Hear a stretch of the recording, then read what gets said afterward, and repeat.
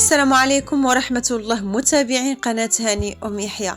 أكيد بزاف منكم متابعين أخبار خديجة وهشام. للأسف كاملين عارفين أن خديجة آخر مرة قالت لنا بأنه ما بقاش كيتمشى، وهذا الشيء أزم ليه النفسية ديالو وغادي يبدا إن شاء الله الترويض، ولكن باقي ما بداش العلاج من السرطان حيت عنده بزاف الميكروبات، المناعة، البلاكيت، كل شيء هابط. ندعيو معاه. هادشي اللي قالت خديجة في آخر منشور. ولكن مؤخرا يعني البارح بالضبط حطت هاد الصورة هذه اللي أول مرة كيبان هشام كامل في السرير ديالو ناعس، وبين مسكين في الصحة ديالو ضعف بزاف، الله يشافيه. بين الحالة ديالو الدهورات للأسف.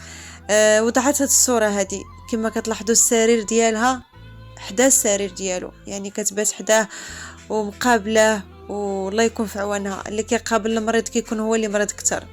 كتبات في هذه الصوره هذه: السلام عليكم الخوت، حنا بخير وعلى خير، املنا في الله كبير، ما تخافوش، ما تنساوش هشام وجميع مرضى المسلمين من الدعاء ديالكم، وشكرا بزاف على الرسائل ديالكم، راكم في القلب. سمحوا لي الا ما كنقدرش نجاوب كل شيء، كندوزو من واحد الفتره حساسه بزاف.